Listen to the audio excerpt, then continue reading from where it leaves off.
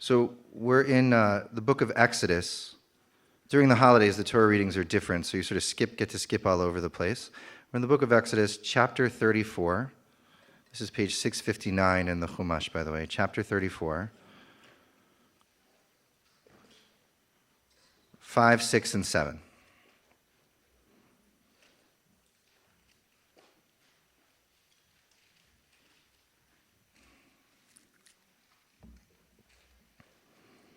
This is a short teaching that could be a long one. It's something about many words, but turns out just to being about one word. And that word is something we're going to see in a second. This, if you read Everett Fox, modern biblical scholar, he'll tell you that this is really one of the climaxes. This is one of the peak moments of the entire Torah, and certainly of the book of Exodus. The people have made a golden calf. You remember that little affair.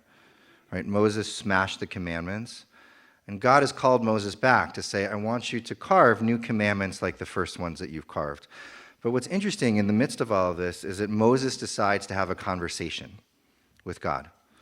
That conversation involves forgiving the people and recognizing our innate stubbornness, but it also involves a request. And that request to God is, I want to see you. And God says some version of like, do you think that'll help?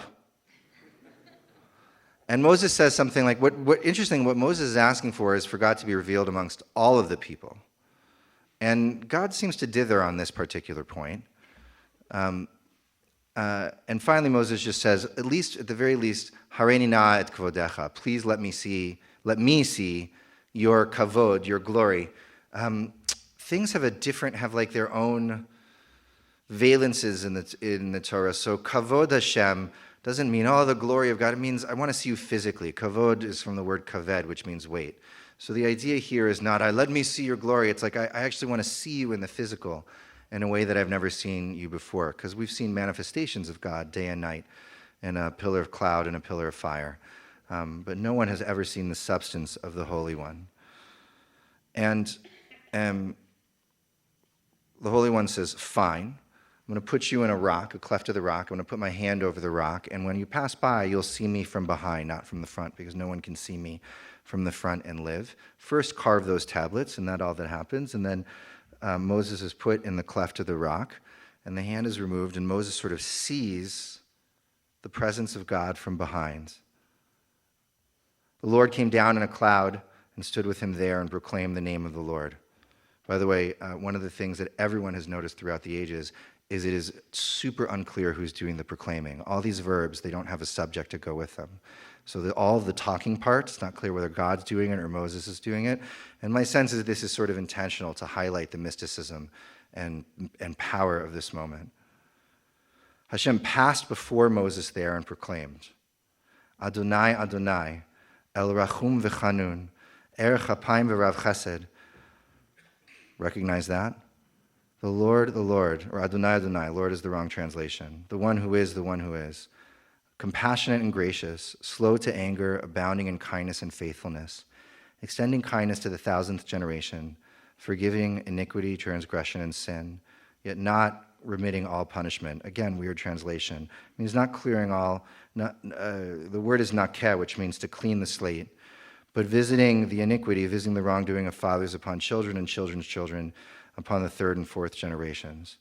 Now, of course, everyone stops at this last line, and you'll notice that, of course, it has been removed from the High Holiday Liturgy. The rabbis decided to stop it just before it got bad.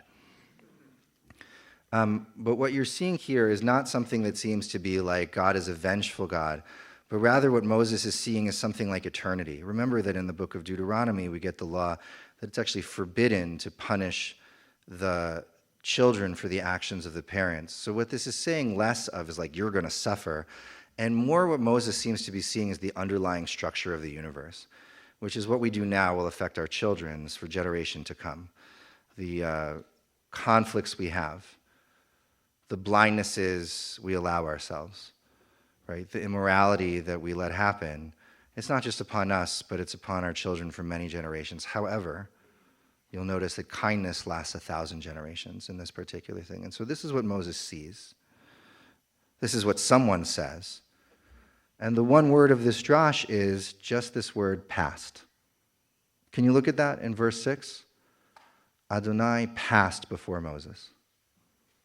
Sometimes, by the way, the rabbi, they're smart. They were smart guys. Occasionally, and not enough smart women. Right? More should have been allowed into the Beit Midrash. But sometimes they just sort of seize upon something, and then they start to imagine what they could be. That's the process of Midrash, the process of beautiful imagination, of poetry, and of literature. And all they want to know is, what did God look like when she passed before Moses?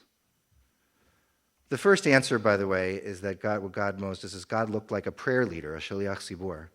God was wrapped in tzitzit and tefillin, which is a little self-serving if you ask me. But the Ohev Yisrael, that's the Apter Rebbe, the Abraham Joshua Heschels, including, by the way, up to the line of the Heschel that we know. He says the reason that this happens is because what God is trying to do is to show to Moses and then ultimately to the people that prayer matters. And especially when you've done something wrong, prayer matters. And in fact, it says, as long as you say these words to me, back to me, I will forgive you. Speaking of magic, God is handing over a piece of magic, a sort of automatic get-out-of-jail-free card to the people. Just say it like this, and I'll have no choice but to forgive you and be reminded.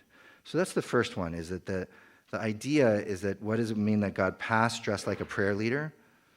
It means that what we do here is not inconsequential, but of the highest significance. The second one, and the Ohev Yisrael brings this as well, the Apter brings this, is that there's a line, by the way, later on in the Torah that says God was noteh or kesimla, that God wore light like a garment. And what the Midrash ends up saying is that's what was happening here, is that Moshe saw the Holy One wrapped in the light of creation. And so what Moshe got to see was the beginning of it all, the bang of the Big Bang, the explosion, right? He got to see the way that it wasn't particular to the Jewish people, but universal to every single atom of creation. Moshe got to see the way that light was the beginning of everything. And this is what he called out, by the way. This is what he called out. Now, what's interesting is that the Kabbalists, of course, make a lot of hay of this. And the way they make hay of this is they say, you should understand that the 13 attributes, it's not like we're talking about a person. God is not a person like we are. But rather what you were seeing is sort of the way that the universe is built. Kindness on one hand, justice on the other hand, patience and beauty in the middle. And so these 13 attributes, by the way, are used as a way of understanding what becomes called the Kabbalistic tree, the Sfirot, a way of saying that these are the qualities that make the world what it is. The last thing I'll say, and this is something I learned from the Kedusha Levi, this is the Berditchever Rav, who I shared stories of with you on Erev Rosh Hashanah. It's the same person. He says that he learned from his teacher, the Maggid of Mezerich, that the 13 attributes of God are related to the 13 ways that we study Torah. There's actually 13 techniques that the Talmud uses to analyze the Torah, things like putting words together and comparison from here, and it gets very technical. But one of the things that the Maggid was trying to say was that you can use your mind and the beauty of the tradition to really see the depth of what is possible in this world. And so that's what I want to bless you with. However it is that the Holy One passes before you, I hope you see something fundamental.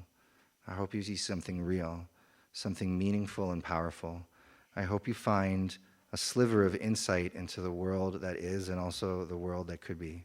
I hope it takes you from this place and lifts you up above into all places, a universal sentiment, a place beyond the troubles of our time, into the beauty that underlies every single cell, every single atom, every single subatomic particle that allows us to exist.